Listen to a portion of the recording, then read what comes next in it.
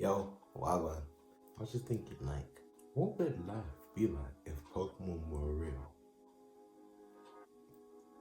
Can you imagine the leaps and bounds society if Pokemon was real? I mean, first thing, when you're thinking about big ideas like these, you have to think about the initials, the basics, the fundamentals to make the idea really stick, to make it really vibe, you know what I mean? To really make it a viable idea to think about. The first question is, would they replace real animals? So like cats, dogs, chickens, cows, sheep, crocodiles, birds, worms, you name it. You know what I'm saying? It's like, would they replace or would they coexist? For the purpose of this imagination, the purpose of this idea, we're gonna say that they do replace animals, and that dogs and cats by themselves don't exist anymore. So you can't just get a tabby cat or a German Rottweiler. We can assume that there are wild animals, like in Pokemon and in real life, and there are domestic animals, like Pokemon and in real life. So that's just obvious, that's clear. Any more assumptions we need to make? Nope, we're good. Okay. What would it be like? That would be so crazy. I can imagine there wouldn't be like the crazy wild Pokemon, just like in normal places, just like there aren't like wild alligators in my back garden, if you know what I mean. So like, yeah, you might see a Pidgey flying about, or like a Rattata.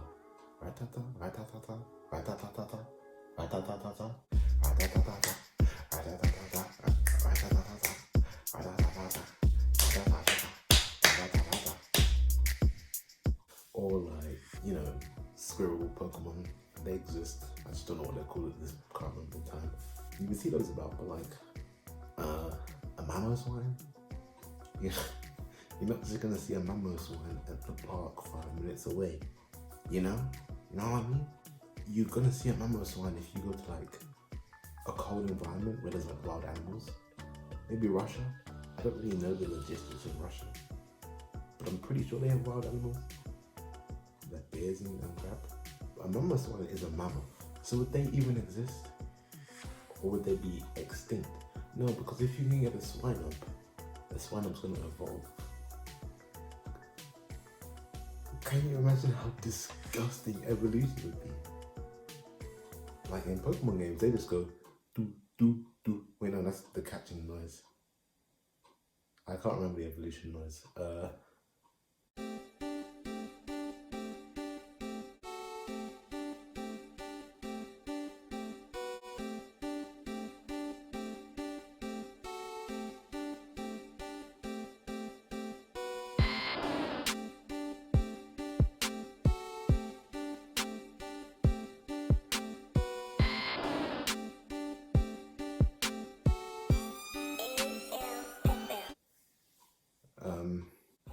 Can you imagine how disgusting that would be?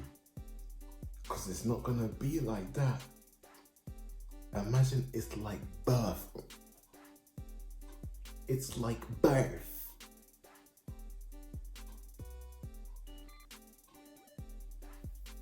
Oh, it's disgusting. Wait, but it can't be like birth. That doesn't even make any logical sense. No, but it's like, yeah. I guess it would kind of be like the hatching of a caterpillar when it cocoons up into a butterfly. Like, you know, like Monsters vs. Aliens, or the general, you know, biological advancement of the caterpillar. But I like to take my facts from realistic movies, so Monsters vs. Aliens is where we get that reference from. Yeah, we're just gonna say it's cocoons and stuff like that.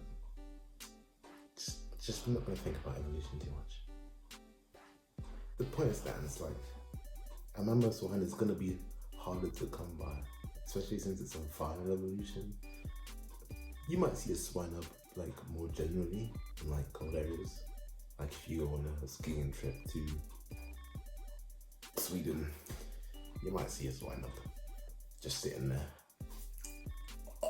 Or would you? Would Pokemon, no, because in the games and the shows and all of that, Pokemon are regional.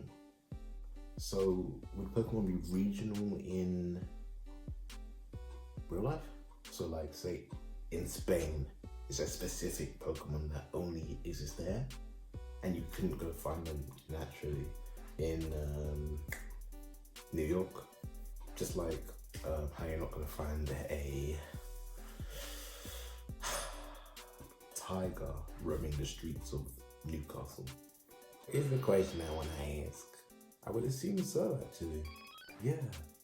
So even like places that have similar climates,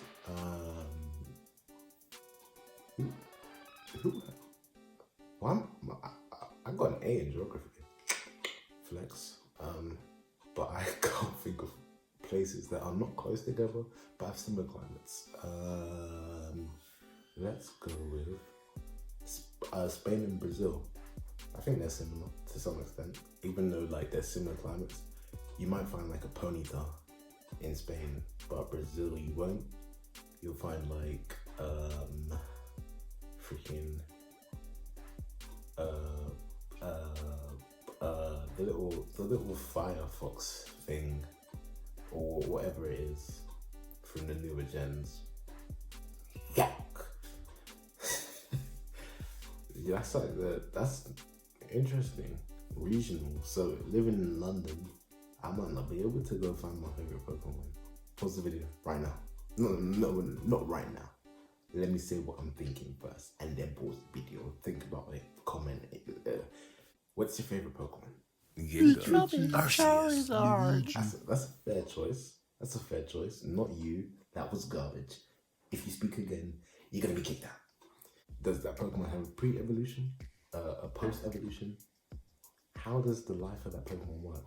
Imagine, because they're like pets, essentially. Well, the domestic ones.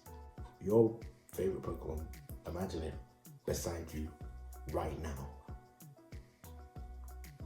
How how dope would that be? I mean, come on, bro.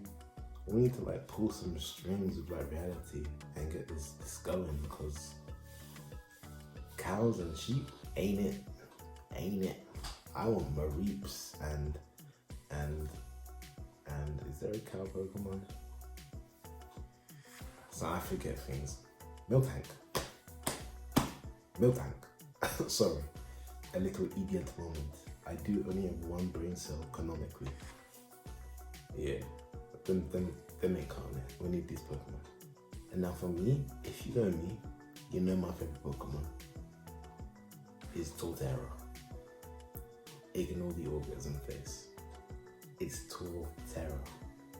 Oh my gosh, I love that guy. Or girl. Do you know how big Torterra is? Let me check, bro. Torterra size.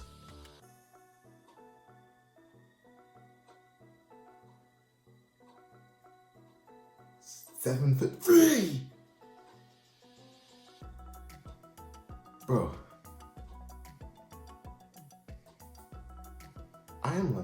I'm not gonna distill my height here. You know, it almost got me. Be the case, Attack on Titan. I was on this before you were all here. Be the case.